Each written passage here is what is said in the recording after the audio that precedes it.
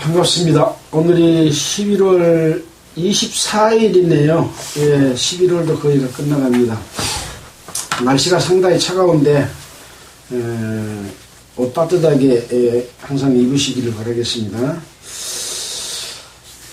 우리는 지금 역대상 오늘 3장을 할 차례입니다. 이 역대상은 지난번에도 말씀을 드렸지만 그동안 우리가 열왕기 하까지 배워왔던 이스라엘의 역사를 다시 한번 되돌아가서 아담에서부터 하나님이 인류를 창조한 아담에서부터 다시 시작해서 역사를 기록해 놨습니다. 그래서 우리가 역대 얘기를 공부하게 되면 족보가 대부분을 차지해서 아주 어떤 뭐라고 할까요? 그 속에 담긴 의미 이런 걸 찾기가 쉽지를 않습니다. 우리가 세상을 살아가는 데 있어서도 어떤 의미 있는 날이 있기도 하고 또 평범한 날이 있기도 하고 그러지 않습니까? 이 하나님의 말씀도 마찬가지입니다. 하나님의 역사가 이루어지는 가운데서 맨날 어떤 사건이 있는 것만은 아니지 않습니까?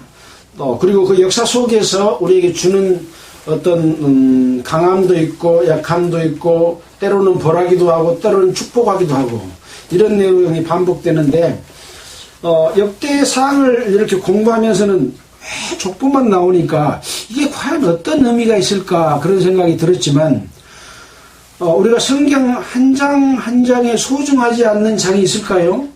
다 소중합니다. 왜 하나님께서는 이스라엘의 역사 속에 11개 하로 이스라엘 역사가 끝났으면 그대로 끝났으면 좋겠는데 그 안에 있었던 일을 다시 되돌아서 설명을 하고 있습니다. 그 속에는 하나님의 그 어떤 뜻이 그 속에 담겨 있다 이렇게 생각해 볼 수가 있습니다. 자, 우리는 이제 오늘 3장을 공부할 텐데 3장을 공부하면서 그런 의미가 무엇인지를 함께 생각해 볼 수 있도록 하겠습니다. 3장은 좀 짧아서 4장까지 하려고 합니다. 아무튼 3장, 4장에도 역시 이스라엘 자손들의 족보에 관한 내용들이 쭉 나와 있다는 내용을 먼저 말씀을 드리고 시작해 보도록 하겠습니다.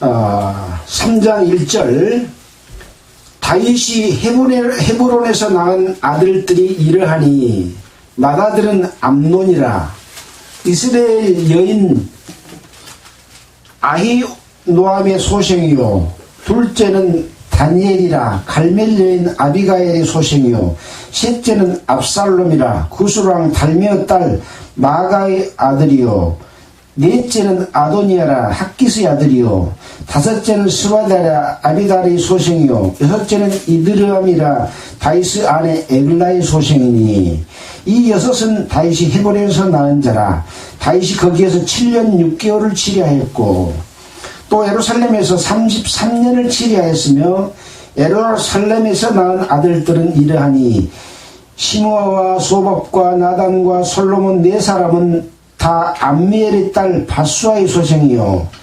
여기 밧수아라는 것은 밧세바를 이야기합니다. 밧세바는 누군가요?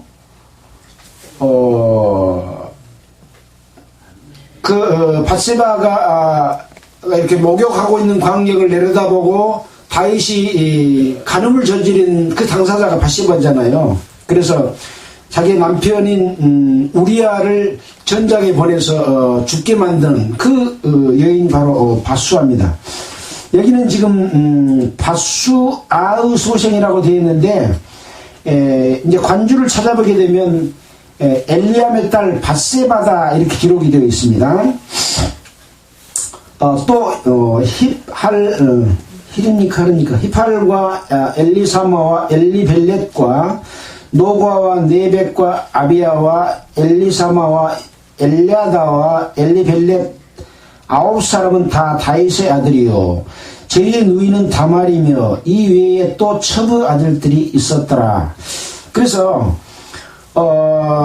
다윗 왕이 낳은 이 아들이 여기는 지금 15명 이렇게 돼 있죠. 헤브론에서 낳은 아들은 6명, 그 다음에 예루살렘에서 낳은 아들은 9명. 근데 이제 다른 성경에 보면 17명을 낳았다고 되어 있는데 9절에 보면 이런 내용이 이렇게 되어 있죠. 저희의 누이는 다말이며 이후에 또 처부 아들이 있었더라. 그래서 아마 2명은 처부 아들이지 않는가라는 생각이 들었습니다. 자, 다윗의 왕의 아들과 딸에 대한 그런 내용이 기록이 되어 있습니다. 자, 그 다음에는 이제 솔로몬 왕의 자손에 관한 기록이 되어 있습니다. 자, 보겠습니다. 10절. 솔로몬의 아들은 르호보암이요, 그 아들은 아비야요, 그 아들은 아사요, 그 아들은 여호사밧이요, 그 아들은 요람이요, 그 아들은 아하시아요, 그 아들은 요아스요, 그 아들은 아마샤요, 그 아들은 아사랴요, 그 아들은 요아감이요, 그 아들은 아하스요, 그 아들은 히스기야요, 그 아들은 므낫세요, 그 아들은 아몬이요, 그 아들은 요시아며, 요시아의 아들들은 맏아들 요하난과 둘째 여호야김과 셋째 시드기야와 넷째 살룸이요, 여호야김의 아들들은 그 아들 여고냐, 그 아들 시드기야요, 사로잡혀간 여고냐의 아들들은 그 아들 스알디엘과 말기람과 부다야와 세나살과 여가마야와 호사마와 스리바요. 부다야의 아들들은 수르바벨과 시므이요, 수르바벨의 아들은 무술람과 하나냐와 그 매제 슬로밋과 또 하수바와 오헬과 베레갸와 하샤다와 유삽 헤셋 5사람이요. 하나냐의 아들은 블라다와 여사야요, 또 르바야의 아들 아르단의 아들들 오바다의 아들들 스가나의 아들들이니, 스가나의 아들들은 스마야요, 스마야의 아들들은 하투스와 아갈과 바리야와 느아랴와 사반 6사람이요. 느아랴의 아들들은 에레네와 히스기야와 아스라감 3사람이요. 에레네의 아들들은 위야와 엘리아십과 불루야와 악굽과 요하난과 들라야와 아나니 7사람이었더라. 참 읽는데 재미는 없지요. 어떤 스토리가 엮어지는 게 아니라 누가 낳고 하니까요. 이 낳고 하는 이런 부분들은 우리가 마태복음 1장에서도 그런 내용이 있지 않습니까? 마태복음 1장 한번 보겠습니다.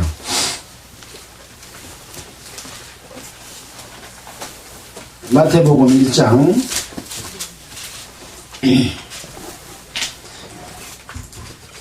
오늘은 이제 족보에 관한 내용이 있으니까 한번 실컷 족보를 좀 살펴보도록 하겠습니다. 아브라함과 다윗의 자손 예수 그리스도의 세계라. 아브라함은 이삭을 낳고 이삭은 야곱을 낳고 야곱은 유다와 그 형제를 낳고 유다는 다말에게서 베레스와 시에레를 낳고 베레스는 헤스론을 낳고 헤스론은 남을 낳고 남은 아미나답을 낳고 아미나답은 나손을 낳고 나손은 살몬을 낳고 살몬은 라합에게서 보아스를 낳고 보아스는 르에게서 오벳을 낳고 오벳은 이시엘을 낳고 이시엘은 다윗 왕을 낳으니라. 예수님이 낳으신 그 족보 가운데 아브라함부터 시작해서 다윗으로 이어지는 이 족보를 기록을 하고 있습니다. 그래서 아브라함, 다윗 이렇게 이어지는 거죠. 그 다음에 이제 지금 우리가 공부하고 있는 이 다윗 왕의 아들들과 딸들에 관한 우리가 기록을 보고 있지 않습니까? 여기에도 이 다윗 왕의 족보를 기록한 것은 이런 의미가 담겨 있는 거죠. 결과적으로는 무엇을 이야기하고 있습니까? 이 족보는 단순하게 이스라엘의 혈통을 이어오는 것만을 알려주는 것이 아니다. 혈통이 이어져 왔다고 하는 것은 무엇을 의미합니까? 이 성경에 기록된 이 족보는 실제 이스라엘 사람들이 이어져 내려오는 역사와 같은 것이다. 그러니까 성경은 어떤 책이라고요? 어떤 사람이 지은 책입니까? 역사적 사실을 기록한 책입니까? 역사적인 사실을 기록한 책이죠. 만약에 소설을 쓴다면 이렇게 쓰지 않죠. 이렇게 쓰면 재미가 없어서 아무 의미가 없어서 읽지 않을 겁니다. 이 역사의 혈통들을 기록해 놓은 이유는 물론 여기 다 기록된 건 아닙니다. 기록된 의미는 그 혈통들로 이어져 내려오고 있다라고 하는 어떤 육체적인 혈통과 의미가 담겨 있고요. 그 혈통을 이어질 때도 때로는 큰아들이 제대로 하나님의 뜻을 따르지 못하면 둘째, 셋째로 이어져 내려오기도 합니다.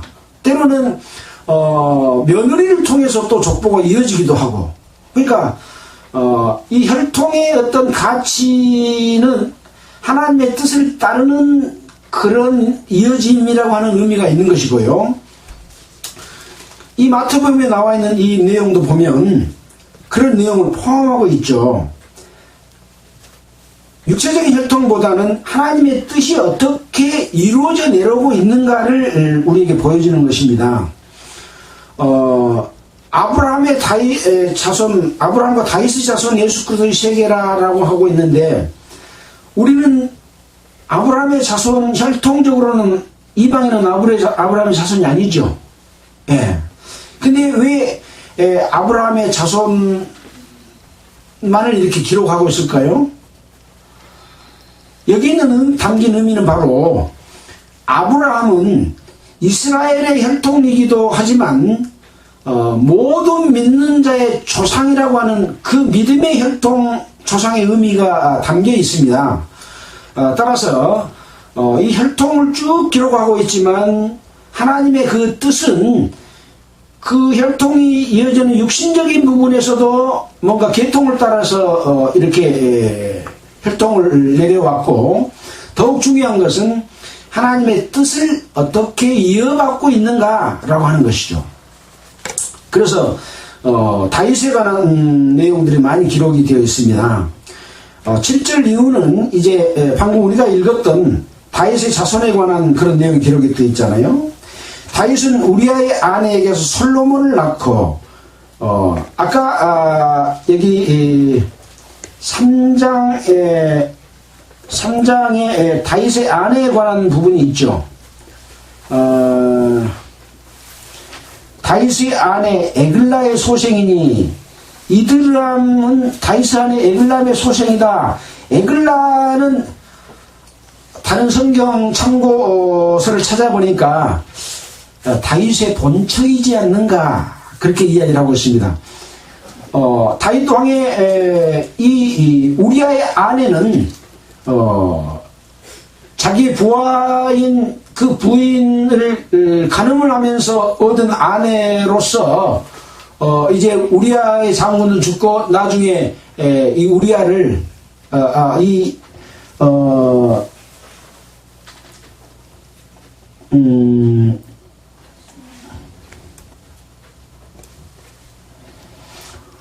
우리의 아내인 이 바세바를 통해서 아들을 낳았죠. 첫 아들은 또 그 죄의 대가로 죽었습니다. 둘째인 솔로몬을 통해서 또 이어지는 거죠. 그러니까 반드시 장자를 통해서 이어지는 것이 원칙이지만 그 원칙에서 하나님의 뜻에 부합하지 못하면 차자나 세 번째나 때로는 막내를 통해서 이어지기도 합니다. 그러니까 장자나 차자나 이런 의미도 유업이 이어진다고 하는 의미가 있는데 유업에 이어지지 합당하지 않으면 다른 아들들에게로 넘어가는 겁니다. 그래서 우리는 아브라함이 자손이야 라고 이스라엘 백성들에게 이야기를 할 때 예수님께서 너그 아브라함의 자손이라고 생각하지 마라. 이 돌들로도 능히 아브라함의 자손이 되게 할 것이다 라고 예수님 그렇게 말씀하신 그 의미가 바로 그런 의미라고 할 수 있는 거죠. 그러니까 유대인이든 이방인이든 하나님의 구원은 차별이 없다라는 말씀을 우리는 생각해 봐야 될 겁니다. 디모데후서 3장 16절 17절을 한번 보고 가도록 하겠습니다. 디모데후서 3장 16절로 17절입니다.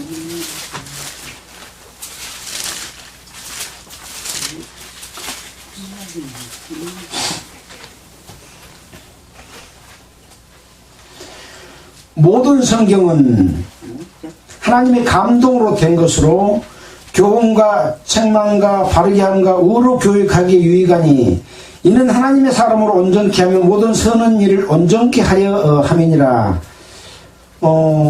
이 내용도 있고요. 아까 말씀드린 이방인이나 유대인이나 차별이 없다는 내용, 로마서에 있는 그런 내용이죠. 찾아보지는 않겠습니다. 아무튼 이렇게 혈통이 이어져 내려오는 것은 하나님의 뜻을 따라서 내려오는 것이다 라고 하는 그런 의미가 있는 것이고요. 그래서 이제 솔로몬에 관한 족보가 르호보암, 또 아비야, 아사, 여호사밧, 요람, 우시야, 요담, 아스, 히스기야, 므낫세, 아몬, 요시야 이렇게 이어져 내려오고, 우리가 열왕기상하를 공부해 볼 때 이 다윗 왕의 자손들로서 왕이 된 그런 왕의 족보 속에서도 들어있는 그런 사람들이잖아요. 또 100% 다 들지는 않습니다. 때에 따라서는 다른 사람이 왕이 되기도 하는 그런 거 있으니까요. 그러나 기본적으로는 그런 그 족보에 따라서 솔로몬의 아들들로 손자들로 이어지는 자들이 왕이 됐다라고 하는 것이고요. 11절에 바벨론으로 이거할 때에 요시야는 여고냐와 그 형제를 낳으니라. 이런 족보가 쭉 이어져 오면서도 어떤 중대한 사건이 있었을 때는 그것을 또 기록하고 있는 거죠. 그래서 12절부터는 바벨론으로 이거한 후에 여고냐는 스알디엘을 낳고 스알디엘은 수룹바벨을 낳고 수룹바벨은 아비웃을 낳고 아비웃은 엘리야김을 낳고 엘리야김은 아소르를 낳고 아소르는 사독을 낳고 사독은 아킴을 낳고 아킴은 엘리웃을 낳고 엘리웃은 엘르아사를 낳고 엘르아사는 mat단을 낳고 mat단은 야곱을 낳았으니 야곱은 마리아의 남편 요셉을 낳았으니 마리아에게서 그리스도라 칭하는 예수가 나시니라. 이 요셉이 예수를 낳은 요셉이다 이렇게 하고 있는데 사실은 요셉이 예수를 낳았나요? 안 낳았죠. 마리아하고 정혼한 상태에서 같이 잠자리를 하지 않았는데 성령으로 마리아에게 잉태하사 예수가 잉태했기 때문에 사실 이 족보는 육신적인 혈통에 관한 족보지만은 예수님하고 상관없는 족보라고 할 수 있는 것이잖아요. 근데 왜 이런 족보의 의미를 담아서 기록했겠는가? 이것은 하나님의 뜻이 이렇게 이어져 온다라고 하는 것을 우리에게 알려주는 것이라고 하는 거죠. 그러니까 겉으로 드러난 것과 내면적인 것은 연관이 되지만 정확한 의미는 내면적인 의미가 더 중요하다라고 하는 것을 우리가 알 수가 있습니다. 예수 그리스도 이후에 많은 믿는 자들이 생겼습니다. 초대교회에서부터 지금 이 시대에 이르기까지 그들은 참으로 예수 그리스도의 은혜로 말미암아 거듭났고 또 복음을 전했고 때로는 많은 그 하나님의 뜻을 따라서 올바로 행한 사람이 있었는가 하면 거듭나기는 났는데 나중에 가서는 자기 유익을 구해서 예수님의 뜻과 다르게 살아감으로 말미암아 나중에 가서는 하나님의 뜻으로 하나님의 자녀가 된 자였는데 나중에 가서는 마귀의 종이 되어버리는 거짓 사도가 되어버리는 그런 일들도 있는 거죠. 그래서 아까 말한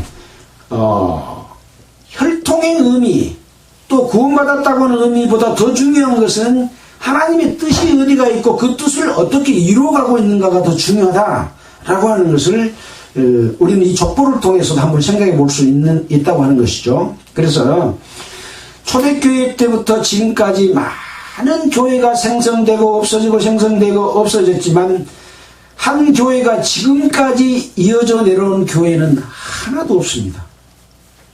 그래서 외형적인 교회는 반드시 변질되고 부패되고 나중에 가서는 종교 집단으로 바뀌어버린다고 하는 것이고 그러면 하나님의 뜻은 어디로 갔나요? 하나님의 뜻은 이 혈통이 이어져 오는 것처럼, 우리가 족보를 공부하는 것처럼 이어져 오는 것처럼 하나님의 뜻은 계속해서 보이지 않는 내면에서 이어져 가고 있습니다. 그것이 바로 교회입니다. 외형적으로 있었던 교파의 교회 말고 주님을 머리로 한 몸된 교회, 이것은 이 지구상에 하나밖에 없는 교회입니다. 이미 신앙생활을 하다가 돌아가신 분도 있고, 또 지금 믿고 이 세상에 살고 있는 사람도 있고, 또 구원을 받고 하나님이 데려가심을 받는 그런 사람들도 함께 있는 거죠. 그래서 이 교회는 에베소에 나와 있는 것처럼 창세전에 그리스도 안에서 우리를 택하사라고 하는 그 교회입니다. 에베소 교회를 택했다는 얘기가 아닙니다. 눈에 보이지 않는 그 교회를 택하사 그 교회를 점도 없고 흠도 없이 하나님이 만들고자 하시는 목적으로 교회를 택했다라고 하는 내용이 에베소에 기록되어 있는 거죠. 그 교회는 한 번도 실패한 적이 없이 계속 이어져 가고 있고, 그 교회를 거룩하게 하시는 일을 지금 하나님이 하고 계십니다. 그 무리 속에 내가 올바른 하나님의 뜻을 따르는 신앙인으로서 그 속에 포함되어 있냐 없냐를 이 족보 속에서 보듯이, 또 마태복음에 있는 족보를 통해서 보듯이 내가 하나님의 뜻 가운데 있는 그 내면적인 혈통에 들어있느냐를 살펴보라고 하는 의미가 더 중요하다. 육신적인 혈통보다도. 이런 거라고 하는 것이죠. 자, 그래서 바벨론으로 이간 후에 이렇게 누가 났다라고 하고, 마지막에는 이제 예수님을 이렇게 최종적으로 말씀합니다. 그래서 우리가 구약의 족보는 이 신약의 족보보다 더 세밀하게 기록이 되어 있어요. 왜요? 역사적인 사실이기 때문에 그렇습니다. 그러면 하나님께서 이 역사적인 혈통의 사실로 이렇게 기록되어 있지만 다른 족보도 기록을 해놨습니다. 예를 들어서 야곱과 에서, 그러면 야곱만 기록한 것이 아니라 에서의 족보도 기록해 놓은 것과 같은 거죠. 또 여기도 보면 유다의 자손 해놓고 그 밑에는 다른 족보 사장이 그렇게 기록을 해놓고 있습니다. 왜 그럴까요? 아까 말씀드린 대로 하나님의 뜻은 내가 지금 계획하고 있는 족보 속에서 그 속에만 역사한 게 아니라 이방인에게도, 하나님을 떠난 이방인에게도 구원이 있다. 그리고 그 뜻은 보이지 않는 영적으로 연결되는 혈통이다라고 하는 것을 알려주고, 늘 이방 가운데서 구원받고 하나님의 그 일하는 데 있어서 중요한 역할을 한 사람들이 있지 않습니까? 그런 내용들을 이런 속에서 아마 찾아내야 된다라고 하는 것을 생각해 볼 수가 있습니다. 몇 절까지 했나요? 솔로몬의 자손이었죠. 24절까지 한 것 같습니다. 이제 4장 보겠습니다. 자, 4장 1절. 유다의 아들들은 지금 야곱의 아들들 가운데서 12아들 가운데 족보를 지금 쭉 기록하고 있거든요. 한번 넘겨볼까요? 유다의 자손, 뒤에 가면 시므온의 자손, 루벤의 자손, 갓의 자손, 므낫세 반지파의 자손, 레위의 가게, 이렇게 쭉 납달리, 이사갈, 므낫세, 에브라임 이렇게 나와 있는데, 아셀, 베냐민, 유다가 큰아들입니까? 몇째 아들이죠? 야곱의 넷째 아들이잖아요. 네 번째 낳은 아들로서 네 번째입니다. 11번째는 딸 디나를 낳았어요. 그러니까 12명의 아들과 딸 디나가 야곱의 자손이잖아요. 유다는 네 번째 낳았는데 유다를 맨 처음에 이야기하고 있어요. 어떤 의미가 있을까요? 이 유다를 통해서 하나님의 뜻이 이어져 온다라고 하는 의미를 주고 있는 거죠. 그래서 유다의 아들들은 베레스와 헤스론과 갈마와 훌과 소발이라. 소발의 아들은 아들 르아야는 야핫을 낳았고, 야핫은 아후메와 라스를 낳았으니 이는 소라 사람의 족속이며, 에담 조상의 이 자손들은 이스라엘과 아스마와 잇바스와 제2의 메제 하솔 렐보니와 메제까지 막 나오네요.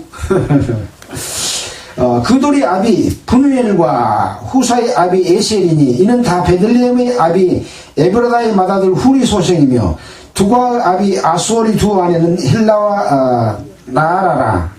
나아라는 그런 말미암아 아우삼과 에벨과 데무니와 아하스 다리를 낳았으니 이는 나라의 소생이요, 헬라의 아들들은 세렛과 이수알과 에드난이며, 고스는 아눕과 소베바와 하룸의 아들 아헬 족속들을 낳았으며, 야베스는 그 형제보다 존귀한 자라.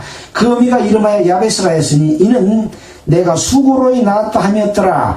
야베스가 이스라엘 하나님께 아뢰어 가로되, 원컨대 주께서 내게 복을 더하사 나의 지경을 넓혀주시고 주의 손으로 나를 도우사 나로 환난을 벗어나 근심 없게 하옵소서 하였더니 하나님이 그 구하는 것을 허락하셨더라. 이렇게 유다 자손의 족복을 쭉 기록하면서 쭉 낳은 아들들만 기록한 거 아니라 뭐 매제도 기록해놓고 또 여자들도 기록해놓고 막 이렇게 하면서 나중에 야베스는 그 형제보다 존귀한 자라고 기록해놨네요. 그러니까 이런 많은 아들들과 후손들이 있지만 그 가운데 하나님의 뜻을 따르고 있는 사람들의 경우는 어떤 경우인가 라고 하는 것을 보여주고 있다고 할 수 있는 거죠. 야베스가 어떻게 했다고 했나요? 야베스가 이스라엘 하나님께 아뢰어 가로되, 원컨대 주께서 내게 복을 더하사 나의 지경을 넓혀주시고 주의 손으로 나를 도우사 나로 환난을 벗어나 근심이 없게 하옵소서 하였더니 하나님이 그 구하는 것을 허락하셨다. 이 야베스는 하나님을 믿고 하나님께 구하는 사람이었다 라고 의미를 부여하고 있는 거죠. 우리는 신앙생활을 하고 있지만 나 자신을 믿고 나의 능력을 믿고 나의 지혜를 믿고 내가 생각하는 범위 내에서 모든 일을 하려고 하고 어려움을 닥쳤을 때 하나님께 구하지 않는 그런 삶을 살 때가 흔히들 있습니다.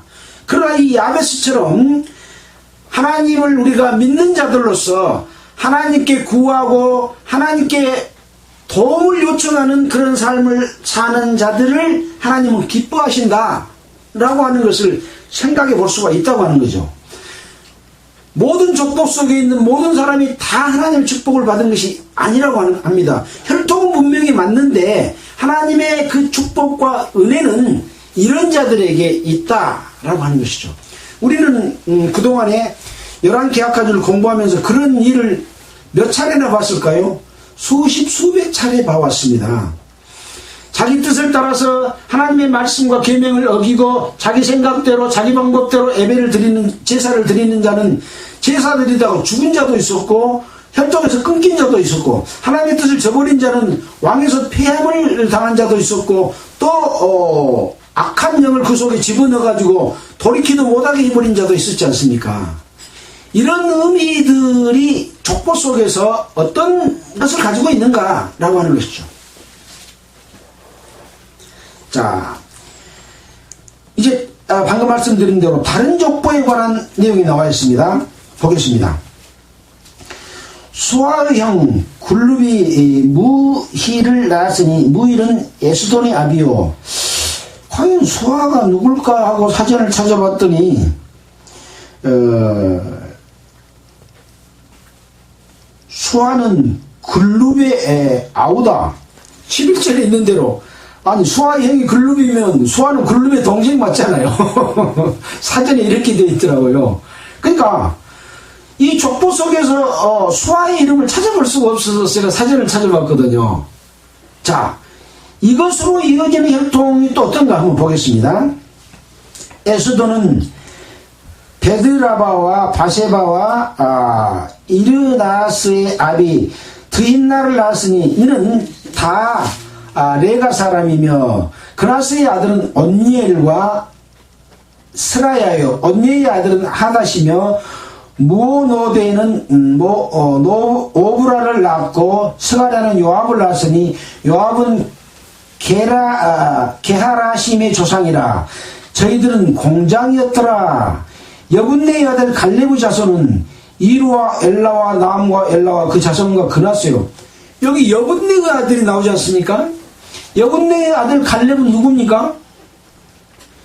여호수아와 갈렙, 그 갈렙은 이 여분네의 아들입니다. 여기 보니까 다른 족보라고 기록하면서 그 족보 속에 쭉 보니까 여분네의 아들이 있는 거예요. 가나안 땅에는 누구 들어갔습니까? 출애굽한 자들 중에서는 이 광야 40년 동안에 다 죽고 광야에서 난 자들, 그러니까 2세들만 가나안 땅에 들어갔습니다. 근데 2세가 아닌 출애굽한 자 중에서는 2사람 들어갔어요. 누굽니까? 여호수아와 갈렙만 들어갔어요. 그 갈렙의 이 여분네의 아들인데 다윗왕의 아들과 딸 유다의 자손에 속하지 않는 다른 족보 속에서 이런 사람이 나올 수가 있다고 하는 것이죠. 그러니까 협통이 중요해요? 하나님의 뜻을 따르는 자가 중요해요? 갈렙은 왜 가나안 땅에 들어갈 수가 있었나요? 정탐꾼 12명 보냈습니까? 1명 보냈습니까? 보냈는데 12명을 보냈잖아요. 10명은 거기 가나안 땅에 들어가서 보니까 기골이 장대하고 성이 튼튼해서 우리는 가면 다 죽습니다. 그랬지만 여호수아와 갈렙은 아닙니다. 하나님 우리와 함께 하시면 우리가 능히 그들을 이길 수 있습니다. 라고 하나님을 믿었기 때문에 하나님을 믿는 여호수아와 갈렙만 가나안 땅에 들어가게 했거든요. 마찬가지입니다. 우리의 신앙생활도 우리를 바라보고 우리의 힘과 능력을 의지하고 우리의 방법대로 신앙생활을 하면 하나님의 영광에 들어갈 사람은 아무도 없습니다. 예수 그리스도의 능력과 하나님의 능력에 의지하고 하나님의 도우심을 바라면 하나님께서 자기와 함께하고 계시고 늘 축복과 영광을 주시는 영원한 영광에 참여될 수가 있다고 하는 것을 보여준 겁니다.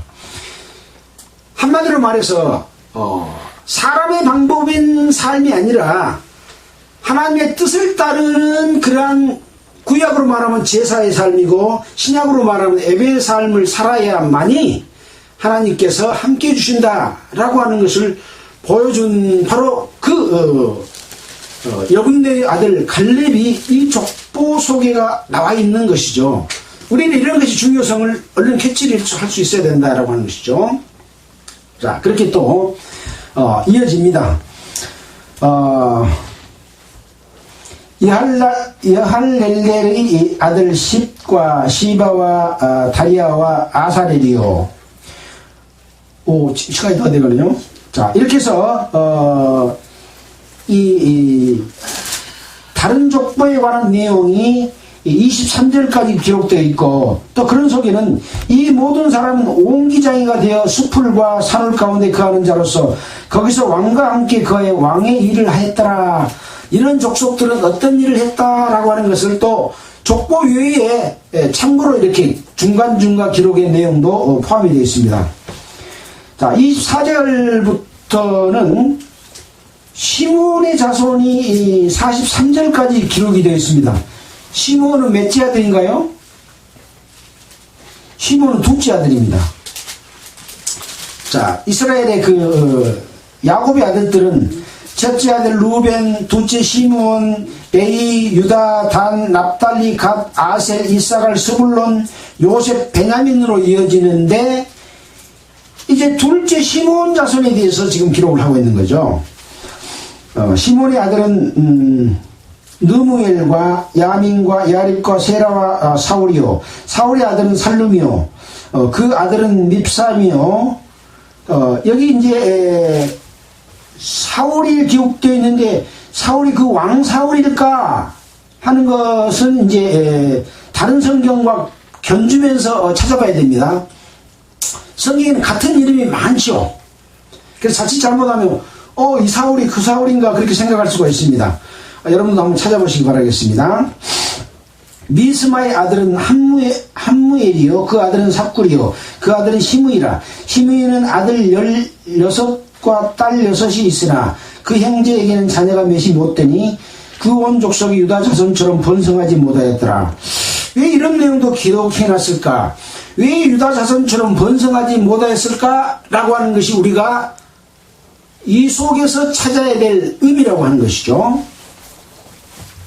시몬 자손에 거한 곳은 브엘세바와 몰라다와 하살수알과 비라와 예셈과 돌랏과 부두엘과 호르마와 사글락과 მეტ발가봇과 하살수신과 벳비리와 사하라임이니 다이당 때까지 이 모든 성읍이 저희에게 속하였으며 그 향초는 에담과 아인과 림몬과 도겜과 아산 5성읍이요 또 그 각 성읍 사면에 촌이 있어 바알까지 미쳤으니 시몬 자손의 주소가 이러하고 각기 보게가 있었더라.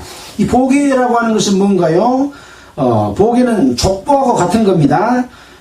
계보 보자에 이을 계자 혈연 사제관계 및 종교 전통들의 계통을 밝혀 적은 것이 바로 보게다. 그래서 그런 보게가 있었다.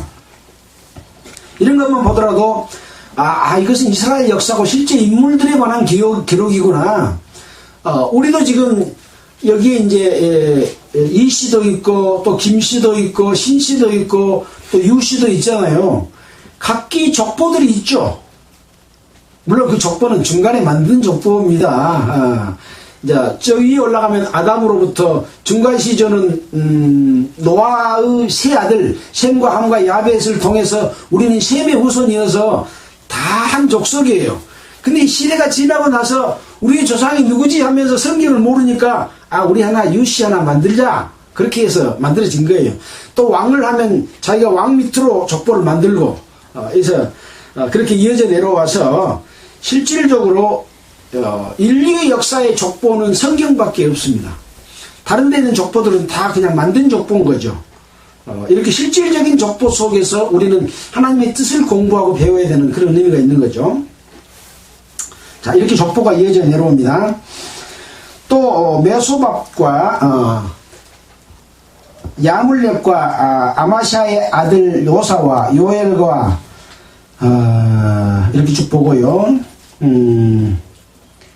이 이후에 농명된 자는 다 그 본족의 족장이라 그 종족이 더욱 번성한지라 저희가 그 양떼를 위하여 목장을 구하고자 하여 골짜기 동편 그돌 지경에 이르러 아름답고 기름진 목장을 발견하였는데 그 땅이 광활하고 안정하니 이는 옛적부터 거기 거한 사람은 함의 자손인 까닭이라. 함의 자손들이 번성했다라는 것을 여기서 또 볼 수가 있는 거고요.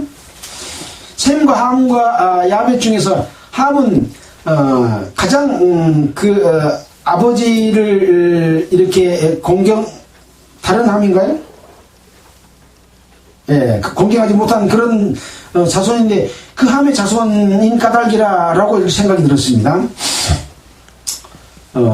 이에 농명된 자가 유다왕 히스기야 때에 가서 저희 장막을 쳐서 파하고 거기 있는 모모님 사람을 쳐서 진멸하고 대신하여 오늘까지 거기 거하였으니 이는 그 양떼를 먹일 목장이 거기 있었음이며. 그러니까 목장이 있는데 거기를 또 이렇게 장막을 쳐서 파하고 또 대신하여 거기 거했다. 시몬 자손이 500명이 이시의 아들 블야다와 느아랴와 부아야와 우시엘로 두목을 삼고 힐산으로 가서 피하에 남아있는 아말렉 사람을 치고 오늘까지 거기 거하였더라. 그래서 이 이스라엘의 이 지형에 있는 족속들과의 싸움의 이유, 이런 내용들의 원인이 되는 내용들을 참고로 이렇게 보면서 그때 싸움은 왜 싸웠겠구나 라고 다른 성경 가운데서도 이것이 참고가 되는 그런 내용이 될 수도 있다라고 하는 것입니다. 자, 오늘 이렇게 족보에 관한 내용들을 살펴봤습니다. 그래서 아까 말씀드린 대로 이 족보가 있지만 족보의 외의 족보 속에서도 하나님의 뜻을 따르는 그러한 무리들이 나온 것은 바로 이방인이나 유대인이나 차별 없이 모든 사람을 구원하는 하나님의 그런 계획이라고 할 수 있는 것이고요. 아까 말씀드린 대로 우리가 이 족보만 나와 있어서 정말 너무 재미없고 그렇다라고 하지만 우리는 이 성경 가운데서 지루하게 느껴지고 재미없는 것도 꼭 읽어보고 지나가야 되고 그 속에 담긴 뜻을 하나님의 뜻이 무엇인지를 우리가 생각해야 된다. 매주일 어떤 좋은 사건만 들어다가 성도들 기분 좋게 즐겁게만 말씀 전하는 것은 다르지 않습니다. 성경 66권 어떤 성경 한 장이라도 다 찾아서 읽어보고 그 속에 있는 하나님의 뜻을 우리가 생각해 보는 것이 성경을 보는 아주 기본적인 그런 자세다라는 그런 말씀을 드리고, 따라서 모든 성경은 하나님의 감동하심으로 된 것으로서 교훈과 책망과 바르게 함과 의로 교육하기에 유익하니, 이런 것을 다 기록한 이유는 뭡니까? 의로 교육하기에 유익하다. 이는 왜 그러냐? 하나님의 사람으로 온전케 하며 모든 선한 일을 행하기에 온전케 하려 합니다. 사람이 온전케 살기는 어렵잖아요, 하나님 앞에서. 근데 어떻게 하면 살 수가 있다고요? 이 성경 속에서 교훈을 받으면 하나님의 사람으로 온전케 행하기에 할 수 있다라고 하는 것이죠. 온전케 할 수 없다는 게 아닌 거예요. 어떻게 사람이 성도라고, 아무리 성도라고 죄 안 짓고 온전케 살 수 있냐? 살 수 있다고 되어 있잖아요.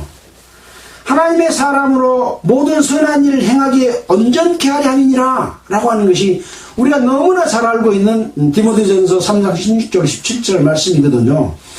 그래서 우리가 하나님의 뜻을 오해하고 잘못해서 어떤 것이 하나님 앞에 선한 것인지를 몰라서 엉뚱한 것 해가지고 하나님을 기쁘게 하려고 하는 경우가 너무 많은데, 이것은 다 종교생활입니다. 하나님이 원하신 뜻은 인간에게 뭘 열심히 하고 마에서 나아가 뭐 부족하니까 네가 좀 내서 바치고 나를 좀 도와주라가 아니라 다른 하나님의 뜻은 이것이다 라고 하는 것이 있는 거죠.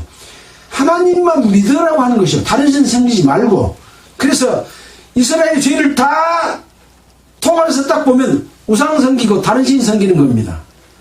또 하나를 더 보탠다면 자기 마음대로 날짜 정해놓고 이것이 제사 날이, 예배 드리는 날이다, 이날 우리가 하나님께 제사 드리자, 하나님이 정한 날 외껏 정해놓고 드리는 거예요. 이 세 가지가 여로보암의 죄입니다. 이 여로보암의 죄는 늘 이스라엘 왕들로 이어지면서 그 아비 여로보암의 죄와 같이 행했다, 그 아비 여로보암의 죄를 행했다, 이렇게 기록하고 있는 이유는 이 세 가지가 하나님이 제일 싫어하는 범죄예요. 우상 섬기는 것하고 다른 신 섬기는 것하고 절기 정해놓고 하는 것하고 또 하나는 레위 자손이 아닌 자손으로 제사장 삼는 거. 이건 바로 구원받지도 못했는데 직분 주고 일하게 만드는 것하고 같은 거거든요. 이런 잘못을 기독교의 역사 속에서 수없이 저질러 왔던 일인 거예요. 이런 것 하지 않고 하나님의 뜻에 따라서 섬기면 하나님의 사람으로 선한 일을 행하기에 온전케 할 수가 있습니다. 그래서 신앙생활은 어려운 것이 아니라 쉬운 것인데, 내 생각대로 종교적인 관습대로 누가 가르친 대로 하려다 보니까 어려워요. 어려워. 맨날 교회 가서 있어야 돼. 이것도 해야 돼. 저것도 해. 밤 12시 1시가 돼도 뭔 계획 짜가지고 그 다음에 그거 가서 해야 돼. 이런 게 아니라고 하는 거죠. 우리 믿음의 생활은 그런 게 아닙니다. 그래서 올바른 믿음의 삶을 삶으로써 정말 하나님께 감사하고 진리가 너희를 자유케 하리라 하는 그 말씀처럼 하나님 앞에 자유함을 가지고 하나님께 예배드리고 찬양하는 그런 삶이 되기를 바라면서 마치도록 하겠습니다. 기도드리겠습니다. 하나님 아버지 감사합니다. 오늘은 이스라엘의 족보에 관한 내용들을 살펴보면서 그 가운데 하나님의 뜻이 무엇인지를 생각해 보는 시간을 가졌습니다. 우리가 신앙생활을 하면서 하나님의 뜻을 잘 알지 못하고 엉뚱한 길로 갈 때가 너무 많은데, 이 족보를 통해서도 하나님의 뜻이 어떻게 이루어져 오는 것을 발견하고 그 하나님의 뜻을 깨닫고 그 뜻대로 살아갈 때에 정말 우리는 하나님께 예배드리는 삶, 또 하나님 앞에 온전하게 행하기에 부족함이 없는 삶이 되리라고 믿습니다. 함께 계신 모든 분들 가운데 주님 지혜와 총명과 능력을 주셔서 하나님 앞에 온전케 되는 삶을 살도록 도와주시길 원하며, 이 모든 말씀을 우리를 권해주신 예수 그리스도 이름으로 기도드렸습니다. 아멘. 마치겠습니다. 찬송가 한 곡 해야죠.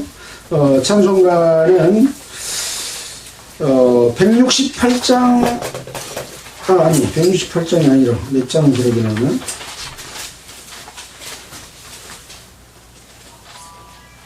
273장 하겠습니다.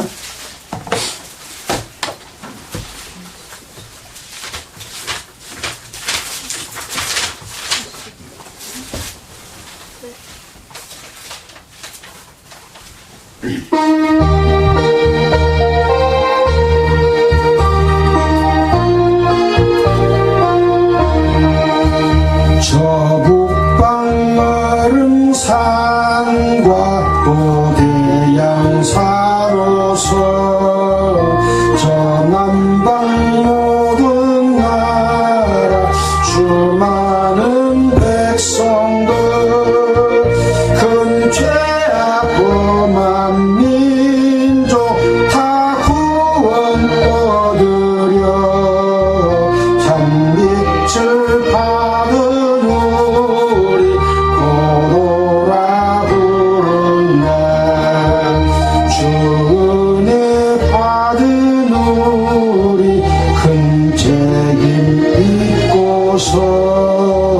주 예수 참된 구원 전하지 않으랴.